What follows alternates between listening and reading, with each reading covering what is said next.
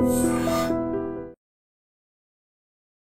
Hello నమస్తే welcome back to iDream media. ఈరోజు మనతో ఉన్నారు సర్టిఫైడ్ ఫైనాన్షియల్ ప్లానర్ అయిన రామచంద్రమూర్తి గారు.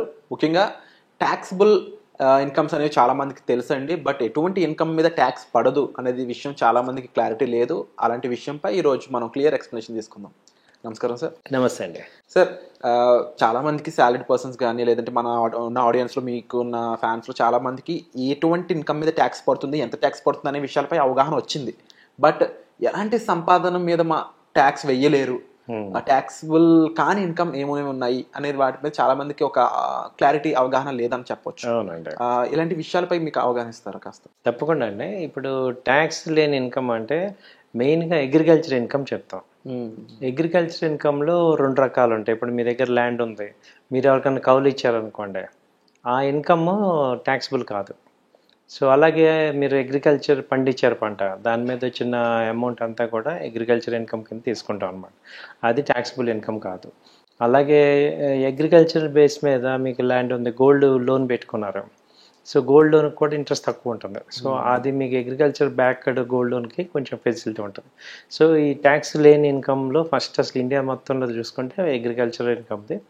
ఆ తర్వాత ఏంటంటే మనకి ట్యాక్స్ బాగా తక్కువ ఉన్నవి తీసుకుంటే ఈ హౌస్ రెంట్ది, హెచ్ఆర్ఏ, ఇప్పుడు మన రెంటల్ ఇన్కమ్ అంటాం కదా, అది ట్యాక్స్ నామినల్గా ఉంటుంది.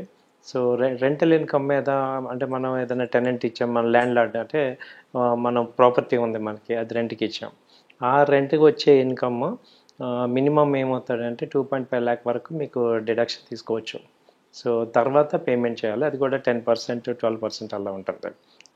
దాని తర్వాత అదే మీకు గనక హౌస్లో గనక ఇది మీరు లోన్లో తీసుకున్నారు, ఆ ఇంట్రెస్ట్ పార్ట్ కూడా డిడక్షన్ చేసుకోవచ్చు. ఆ ఇయర్లో ఇంట్రెస్ట్ పార్ట్ అంతా కూడా డిడక్ట్ చేసుకోవచ్చు. తర్వాత వచ్చేది ఏంటంటే ఇంకా కొంచెం తక్కువ ట్యాక్సబుల్ ఏంటంటే LTGS, long term capital gains.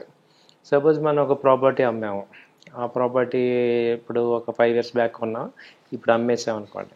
ఇప్పుడు ఆ అమౌంట్ ట్యాక్స్ నుంచి తప్పించుకోవడానికి అంటే ఏం చేయొచ్చు అంటే వితిన్ 6 months లోపు మనం ఇంకో ప్రాపర్టీ మనం దాని మీద ఇన్వెస్ట్ చేసాం అనుకోండి, దానికి ఎల్టీజీఎస్ క్లెయిమ్ చేయనక్కర్లేదు. అంటే లాంగ్ టర్మ్ క్యాపిటల్ గెయిన్స్ పడతాం.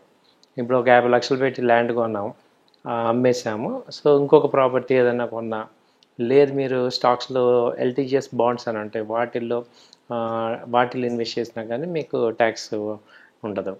సో ఆ రకంగా మామూలుగా ఇది.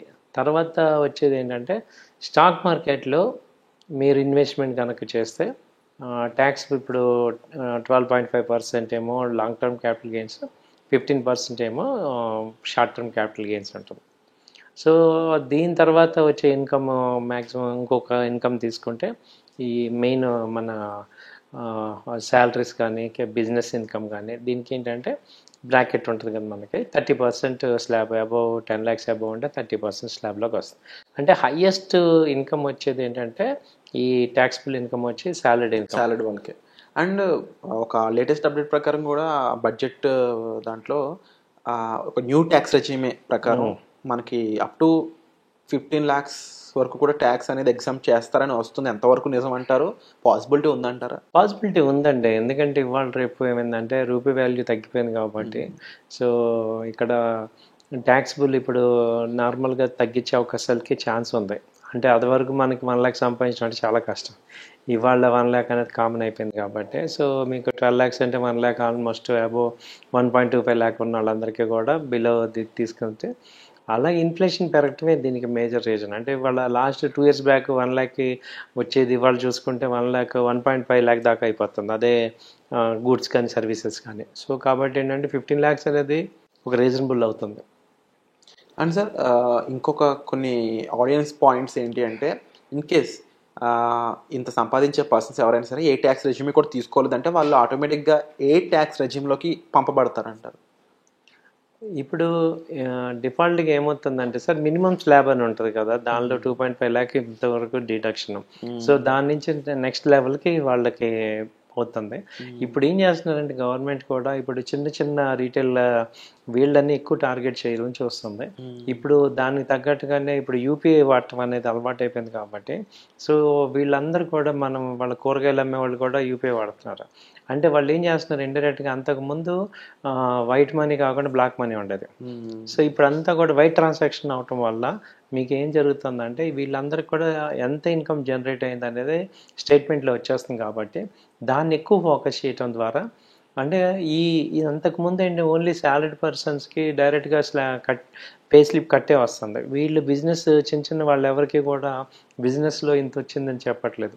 దీన్ని ఇప్పుడు హైలైట్ చేయటం ద్వారా, అంటే మేబీ 1 year 2 yearsలో ఏమవుతుందంటే వీళ్ళందరూ ఇంకెక్కువ సంపాదిస్తున్నారు యాక్చువల్గా. అవును. సో వీళ్ళు కనుక ట్యాక్స్ పరిధిలోకి వస్తే చాలా వరకు పెద్ద మన ఎక్కువ మంది అందరూ కూడా తగ్గించేసి 15 lakhs తీసుకొచ్చి వీళ్ళని కూడా ట్యాక్స్ బ్రాకెట్లో తేవటం ద్వారా ఏమవుతుందంటే ఓవరాల్గా వాళ్ళకి కావాల్సిన గవర్నమెంట్కి అమౌంట్ అయితే ఎక్కడికి పోదు, కానీ వీళ్ళందరినీ కూడా ట్యాక్స్ పరిధిలోకి తేవటం అనేది టార్గెట్ పెట్టారు.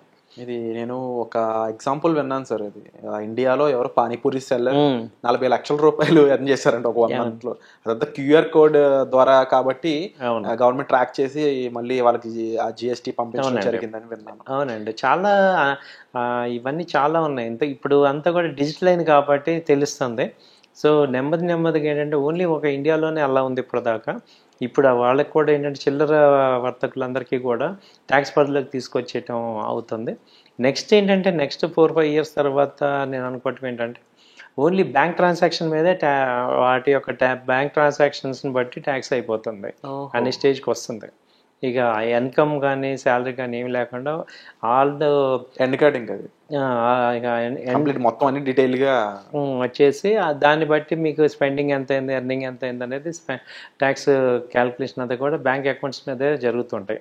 అది కూడా నెక్స్ట్ నెట్ మీద ట్యాక్స్ చేస్తారంట. అంతే అయిపోతుంది. అండ్ రీసెంట్గా ఎకనామిక్ టైమ్స్లో ఇప్పుడు చదివాను సార్, ఎక్కువ మంది సాలరీడ్ పర్సన్స్ ఎవరో కానీ మొత్తం అందరూ ఓల్డ్ ట్యాక్స్ రెజ్యూమ్లోకి వెళ్ళడానికి ఇష్టపడుతున్నారు అనేది ఎకనామిక్ టైమ్స్ చేసిన రీసెర్చ్ లో తెలిసిందంట. వైసో ఎందుకంటే ఓల్డ్ ట్యాక్స్ రెజ్యూమ్. అవునండి, ఓల్డ్ ట్యాక్స్ రెజ్యూమ్ ఏంటంటే క్లియర్ గా ఉంది.